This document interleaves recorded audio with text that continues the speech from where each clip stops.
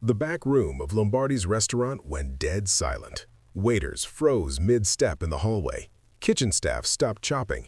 Even the dishwasher stopped running because the five most powerful crime bosses in New York had just walked through the service entrance. Their faces were grim.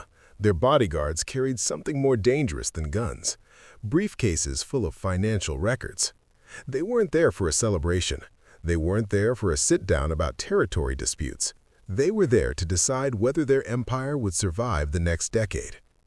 At the head of the table sat Antonio, the accountant Valenti. The single hanging light cast shadows across his face, but his hands were clearly visible, one resting on a leather briefcase, the other straightening a stack of $100 bills with the precision of a bank teller. He wore a classic black fedora with a red band, an expensive charcoal suit, and a red silk tie. He looked like a Wall Street executive, not a criminal, which was exactly the point. On the table before him, meticulously organized ledgers tracking millions in monthly revenue. Neat stacks of cash bound with rubber bands, each labeled in careful handwriting. Construction, unions, garbage, drugs, gambling, financial charts that wouldn't look out of place in a Fortune 500 boardroom, and one document highlighted in red ink that would change everything. Behind Antonio, projected on the wall, graphs tracked their empire's rise and fall like a corporate earnings report. Revenue streams flowing in from a dozen industries, federal indictments climbing year after year. A business model that had worked perfectly for a century now showing cracks no amount of money could fix. Don Carmine Persico, the old guard, sat with his weathered hands folded. John Gotti, the youngest and flashiest, wore a $3,000 suit and an expression of barely controlled impatience. Paul Castellano, the businessman, studied the numbers with narrowed eyes. Vincent Gigante, who played crazy but calculated everything, was perfectly still. Anthony Salerno, whose garbage trucks controlled more territory than some cities, lit a cigar and waited. None of them spoke. They all knew why they were here. The FBI had new RICO laws designed specifically to destroy organizations like theirs. The cocaine trade was generating unprecedented profits and unprecedented heat. Younger soldiers were breaking omertà in exchange for plea deals. The old rules weren't working anymore. Antonio didn't raise his voice. He never needed to. "Gentlemen," he began, his tone as measured and cold as an earnings call. "Last year, our families generated $2.3 billion in revenue. We controlled construction in 3 states. We owned the unions. We ran the biggest criminal enterprise in American history." He tapped the red highlighted document. "We also generated 73 federal indictments. 12 of our people are serving life sentences. 3 more turned informant last month. The FBI has wiretaps in 4 of our social clubs. They have our organizational charts. They have our financial records. They're not investigating crimes anymore. They're prosecuting our business model itself." He looked each boss in the eye. "Tonight, we don't decide whether to expand or retreat. Tonight, we decide whether this organization survives at all, because the system that made us powerful, the hierarchy, the structure, the organization, is the same system that's going to destroy us. And if we don't evolve, we become extinct." The back room of Lombardi's restaurant in Brooklyn smelled of expensive cigars and older money. Antonio, the accountant, adjusted his fedora and waited as the 5 bosses settled into their chairs. While other men in their world carried guns and inspired fear through violence, Antonio's weapon was sharper, his mind. He understood what most mobsters refused to see. The mafia wasn't a gang of thugs. It was a corporation. And tonight, that corporation faced bankruptcy. Don Carmine Persico broke the silence first, his voice gravelly from 50 years of giving orders. "We're here because you said it was urgent, Antonio. So talk." Antonio opened his briefcase and spread financial documents across the table like a dealer laying out cards. "Last year, our families generated $2.3 billion in combined revenue. The cocaine trade alone accounted for $847 million, triple what we made from construction, unions, garbage collection, and gambling combined." John Gotti leaned forward, his expensive suit catching the light. "So what's the problem? We're making more money than ever." "The problem," Antonio replied, sliding a different document across the table, is that the cocaine business also generated 73 federal indictments, 12 convictions, and 2 capos died in Marion Penitentiary. The FBI has new RICO laws that let them prosecute our entire organization, not just individual crimes. They're building cases against our structure itself. Paul Castellano, ever the businessman, studied the numbers with narrowed eyes. What are you proposing? I'm proposing we make a choice. Cocaine generates 300% more profit per operation than traditional businesses, but it generates 400% more federal attention. We either fully commit to the drug trade and modernize our structure to survive prosecution, or we retreat to traditional operations with lower profits but manageable risk. What we cannot do is stay in the middle. Don Carmine slammed his hand on the table. Drugs aren't honorable. They destroy families. This isn't what we built. Honor doesn't pay legal fees, countered a younger capo from the corner. My crew made more last month from cocaine than your entire operation made last year, Don Carmine. The old ways are dead. The room erupted into argument. Old guard against young Turks, tradition against profit, honor against survival. Antonio let them fight for exactly 3 minutes. Then he stood, closed his briefcase with a sharp click that cut through the noise, and delivered his verdict. Gentlemen, the Mafia succeeded 100 years because we operated like a business while everyone thought we were just thugs. But the government has learned to fight us like a business. They're using corporate prosecution strategies against our corporate structure. He looked each man in the eye. Tonight, we don't decide whether to expand or retreat. Tonight, we decide whether this organization survives at all. Because the system that made us powerful, the hierarchy, the structure, the organization, is the same system that's going to destroy us. And if we don't evolve, we become extinct. He walked out, leaving the 5 most powerful criminals in New York staring at numbers that proved their empire was dying. Antonio pulls out another chart, this one showing the Gambino family structure next to General Motors' corporate hierarchy. The parallels are disturbing. Both have regional divisions. Both have clear reporting structures. Both have systematic methods for eliminating competition.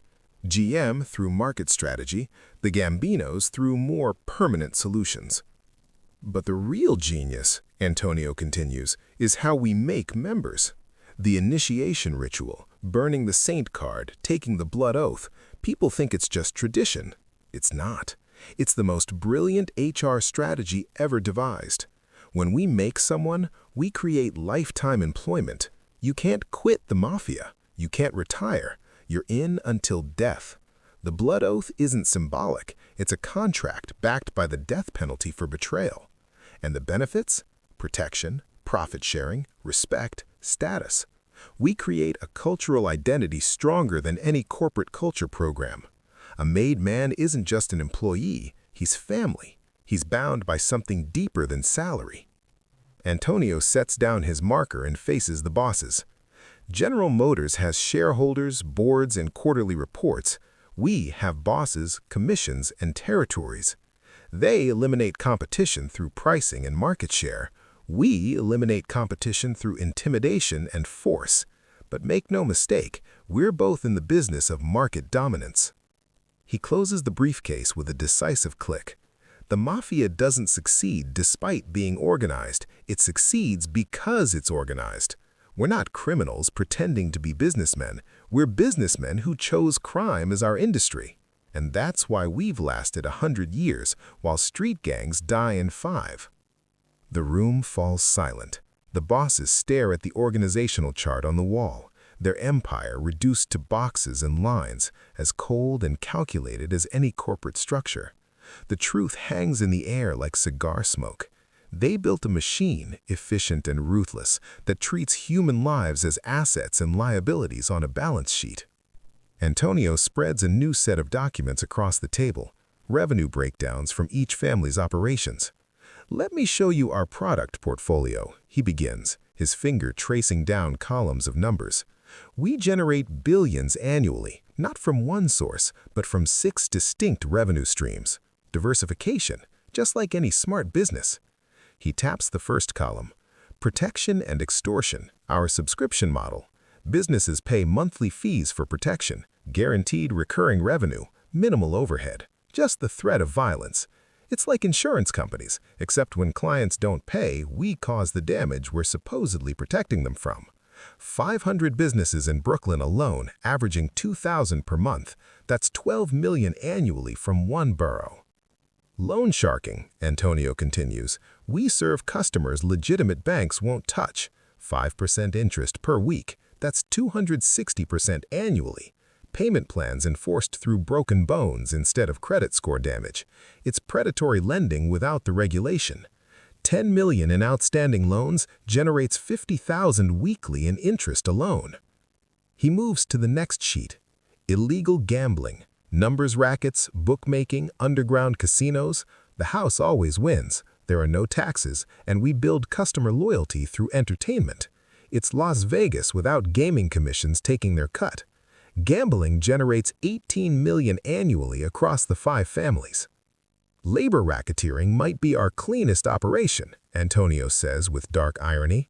We control unions in construction, garbage collection, shipping. We extract payments from both workers and companies. We block competition. It's monopolistic control of labor markets, and it's worth 30 million annually. Construction in this city doesn't happen without our approval. His voice drops. Then there's the elephant in the room, drug trafficking, cocaine and heroin distribution, 300 to 500% profit margins. Addictive products ensure repeat customers. It's the pharmaceutical industry without FDA oversight, and it generates 200 million annually, more than all our traditional operations combined. Finally, legitimate businesses. Restaurants, construction companies, waste management, they launder illegal profits, generate legitimate income, and provide cover employment for our members. They're actual Fortune 500-style operations, just financed with dirty money. They add another 40 million to the bottom line. Antonio leans back, surveying the faces around him. Smart families balance their portfolios. High-risk, high-reward operations like drugs, balanced with low-risk, steady income like garbage collection. It's risk management, just like a mutual fund. The Colombian cartels only do drugs. When that market crashes or gets disrupted, they crash. We control everything from corner stores to construction contracts. He closes the folder with finality. The mafia doesn't put all our money in one business. We're diversified. That's why we've lasted 100 years while street gangs last 5. That's why we are billionaires while they're fighting over street corners. We understand portfolio management. Now let's discuss human resources. Antonio pulls out personnel files. Corporations advertise job openings. We identify talent through more selective channels. Ethnic and neighborhood connections, Italian-American communities where loyalty runs deep. Family legacies, sons following fathers into the business. Prison networks where we recruit men who've already proven they can handle the life. And demonstrated skills. We watch who has muscle, cunning, and ruthlessness. We don't hire based on resumes. We hire based on results. He opens a compensation breakdown. Our package includes money, percentage of every operation you're involved in. Protection. We pay legal fees, support your family if you're imprisoned. Status. Respect in the community. Fear from your enemies. Power. Control over territory and people. There are no performance reviews and annual evaluations, but understand this: failure equals death.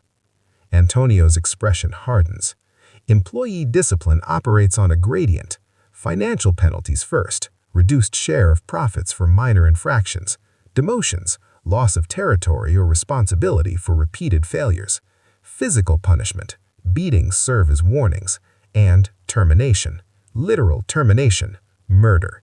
It's not personal, it's business necessity. One of the bosses shifts uncomfortably. Antonio notices. You think it's excessive? Let me explain the economics of violence. Every act of violence has a cost. It attracts law enforcement, destabilizes operations, reduces profit. But it also has benefits, maintains discipline, deters competition, enforces contracts that can't be written down. Smart families analyze the return on investment. We use violence sparingly, only when the return justifies the risk. The Colombian cartels? Perfect example of poor management. Excessive violence destroyed their own profitability. He pulls out a case file. Let me show you a typical corporate hit as a business decision. Last year, one of our captains was skimming profits. We couldn't control him through warnings.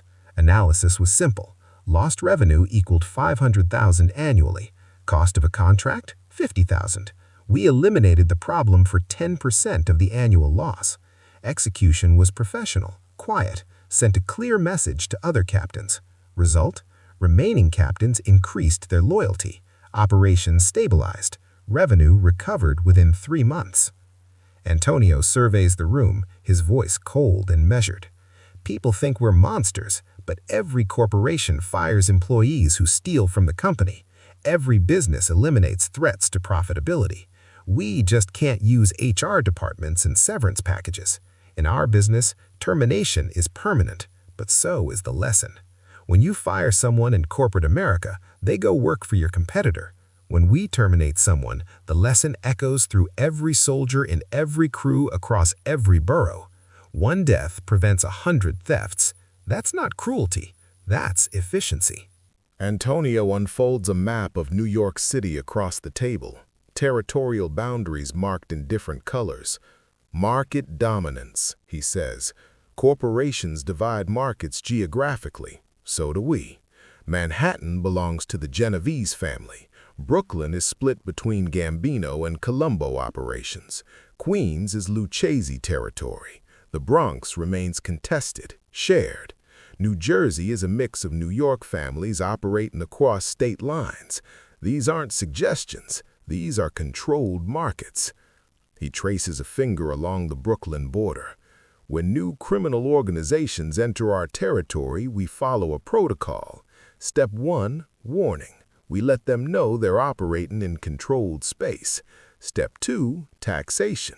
We demand a percentage of their operations. Most comply at this stage.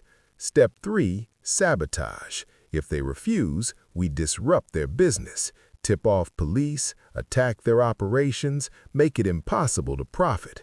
Step 4, war. If they still won't submit, we eliminate them through violence. Step 5, absorption. We take over their operations, their customers, their revenue streams. It's hostile takeover without SEC approval. One of the younger bosses leans forward.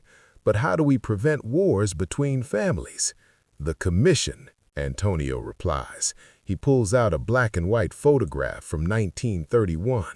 Lucky Luciano created this, essentially a board of directors for organized crime.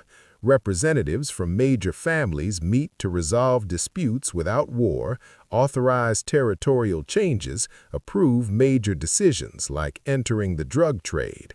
Think of it as a corporate board, except disagreements sometimes end in murder instead of just votes. Antonio's tone shifts to something almost reverent.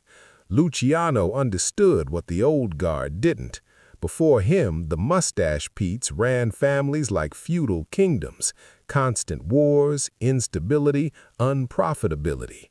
The Castellamares War nearly destroyed us.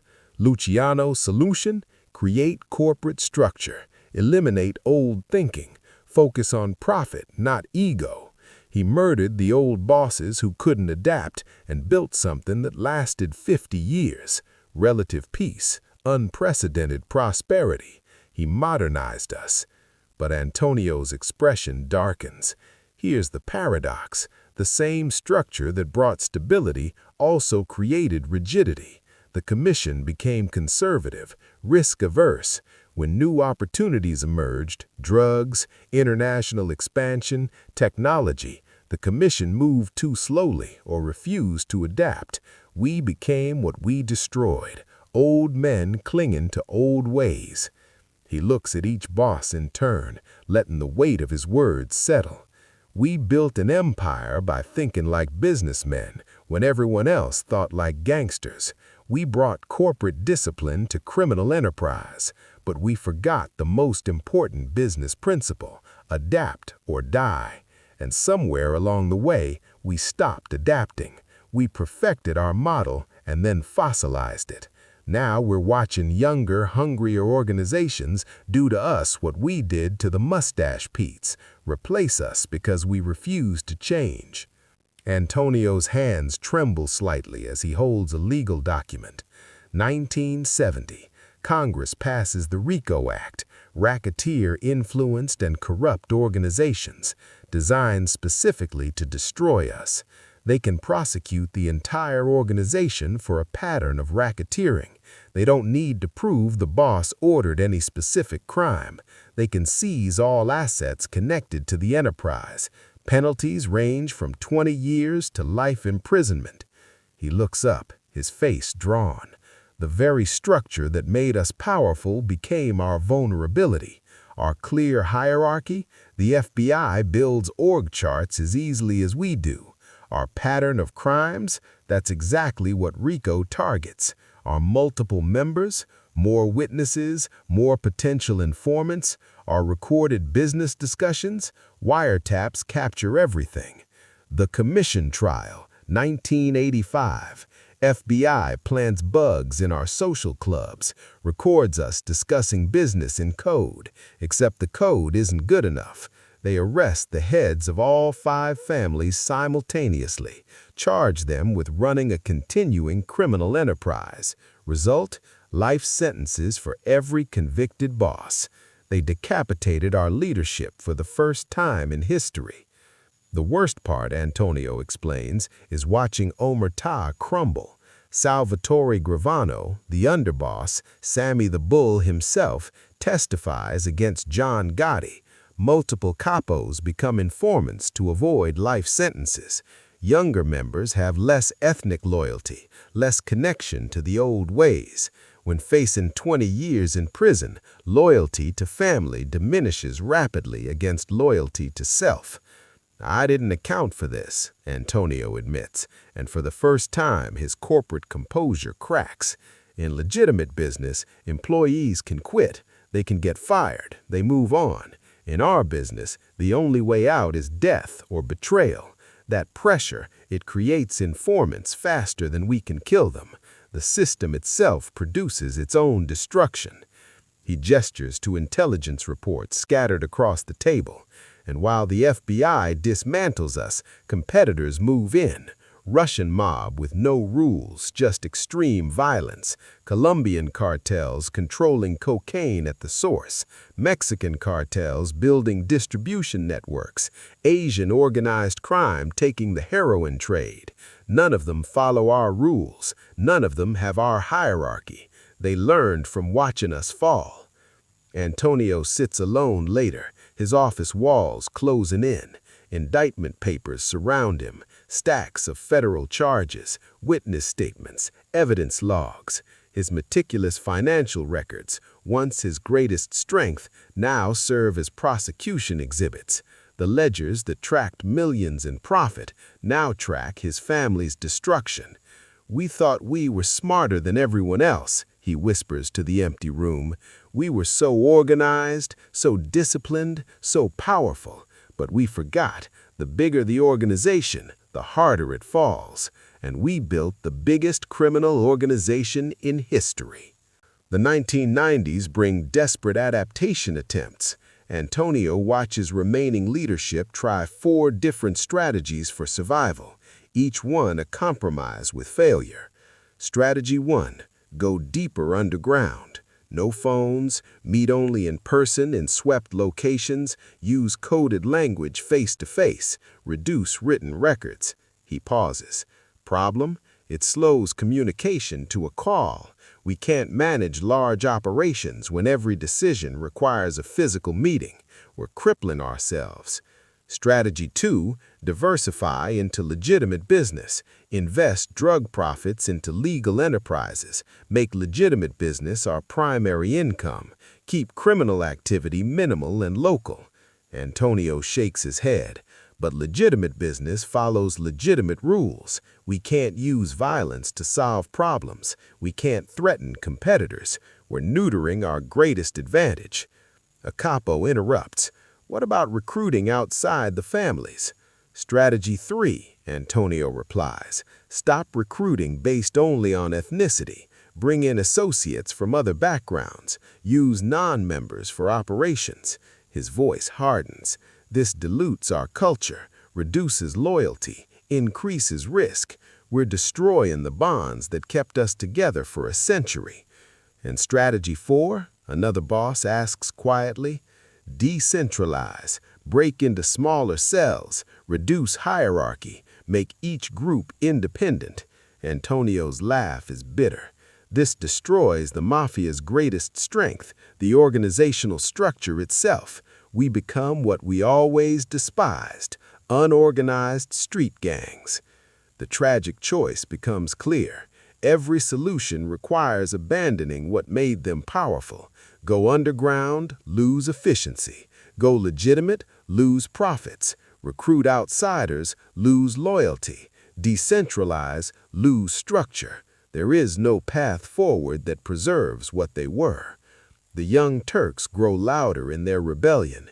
Antonio overhears them in social clubs, their voices angry and defiant.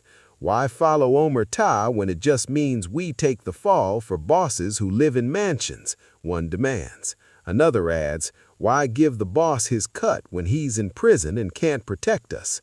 A third voice, why be made men when we can just run our own operations?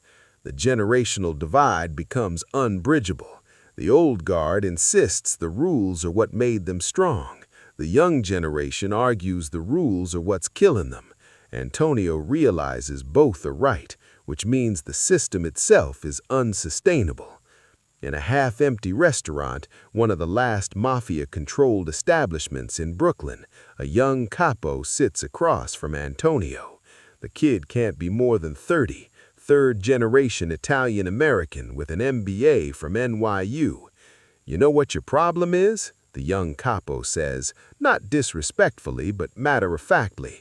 You treat this like a business, but businesses have to change with the times. You're running Blockbuster Video when everyone switched to Netflix. Antonio stares at him, wanting to argue, wanting to defend 100 years of tradition and success.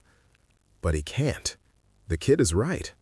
They perfected a business model for the 20th century, and then watched the 21st century make it irrelevant. Antonio spreads intelligence reports across his desk, studying the organizations replacing them. The Mexican cartels operate as decentralized franchises, multiple independent organizations competing, no single commission coordinating them. Extremely violent, but adaptive. They control cocaine at the source, cutting out middlemen entirely. Vertical integration, Antonio notes bitterly. They learned. The Russian mob operates as networked chaos, no formal hierarchy, just loose associations of criminal entrepreneurs. They specialize in new crimes the mafia never imagined, cybercrime, sophisticated fraud schemes. Extremely brutal, but with no pretense of honor or tradition. Flexibility beats structure in changing markets, Antonio writes in the margin. Albanian organized crime combines the old with the new, tight ethnic bonds like the original mafia, but spread across multiple countries. They specialize in drug and human trafficking, family-based but not hierarchical. They took the mafia's loyalty model and made it global, mobile, untethered to specific territories. Then there are the cybercriminals, the future Antonio knows will dominate. No territory, no physical structure, operating globally from anywhere, stealing billions without firing a shot. Nearly impossible to prosecute across borders. Violence is expensive, Antonio realizes. Bits and bytes are cheap. He creates a list of what these new organizations learned from the mafia. They adopted organization and planning, corruption of officials, diversification of income. But they rejected rigid hierarchy, too vulnerable to RICO. They rejected ethnic limitations, too restrictive for global operations. They rejected territorial thinking, too small scale for modern markets. They rejected high-profile lifestyles, too much attention. Antonio's analysis becomes painfully clear. The Italian-American Mafia was a perfect business model for the 20th century. But like any business, it failed to adapt to globalization, technology, changing demographics, new law enforcement tools, and evolving markets. They treated crime like business, but forgot the first rule of business: innovate or die. Late at night, alone in his office, Antonio feeds decades of financial records into an industrial shredder. The ledgers that tracked every dollar, every operation, every territorial arrangement, they're evidence now, not assets. Page by page, he watches his life's work turn to confetti. He realizes the beautiful system he helped build and maintain was doomed from the start, not because it was criminal, but because it couldn't evolve. They created perfect organizational machinery, then treated that perfection as permanent. "We built a machine that ran perfectly," Antonio says to the empty room, watching the last ledger disappear into the shredder. "We built it with parts that couldn't be replaced: fixed hierarchy, blood oaths, territorial control, ethnic loyalty. Each part essential, each part inflexible. And now the machine is breaking down, one arrested boss at a time." The shredder falls silent. Antonio sits in the darkness, surrounded by the ghosts of a system that conquered the 20th century and couldn't survive the 21st. Present day. The five families still exist, but as shadows of their former empire. Leadership cycles rapidly through imprisonment and death. Revenue has collapsed 90% from peak years. Young Italian Americans pursue legitimate careers instead of the life. Operations have shrunk to small-scale local crimes, loan sharking, small-time extortion, remnants of what was. Antonio, now in his 70s, delivers what he knows will be his final briefing to a gathering of fewer than a dozen remaining members in a nearly empty social club. "Let me tell you what went wrong," he begins, his voice tired but clear. "Fatal flaw 1. Our structure was both our strength and our weakness. Hierarchy created efficiency, but it made us vulnerable to RICO. Every member knew who was above them, which meant every informant could build a complete organizational chart for prosecutors." He continues methodically. "Fatal flaw 2. Loyalty through fear breeds betrayal. Blood oaths and death penalties created commitment, but they also created incentive to cooperate with the FBI. When facing cooperate or die versus stay silent or life in prison, survival instinct beat cultural loyalty every time."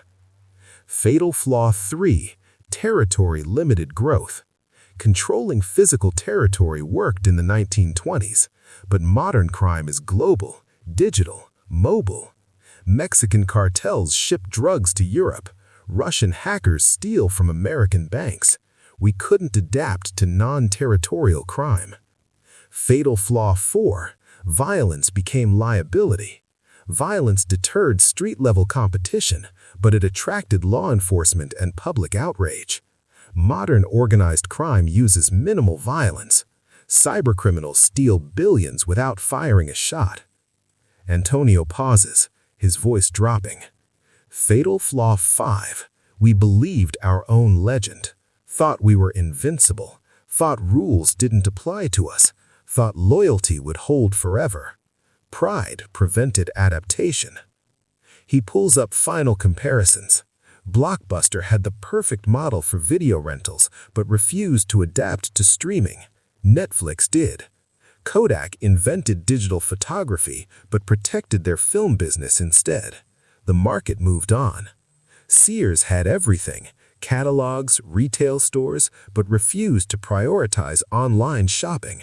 Amazon built around what came next. Antonio faces the small group. For 100 years, we were the most successful criminal organization in history because we treated crime like business. We had structure, strategy, diversified revenue, professional management. We made billions. We controlled cities. We were more powerful than corporations. His voice hardens with the weight of truth. But we made the same mistake every dominant company makes.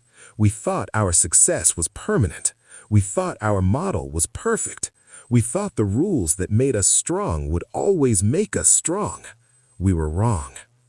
The business model of the Italian Mafia wasn't flawed because it was criminal. It was flawed because it couldn't adapt. And in business, legal or illegal, if you can't adapt, you die. The Mafia isn't gone. It still exists, but it's no longer dominant. It's no longer feared. It's a legacy brand in a market that's moved on. Antonio walks out of the restaurant one last time. Behind him, the back room sits empty. The charts are gone. The ledgers are gone. The briefcase of cash is gone. All that remains is a table, chairs, and shadows cast by a single light bulb. He looks back one final time, then walks into the modern world. A world that has no use for the old ways, no matter how perfectly organized they were.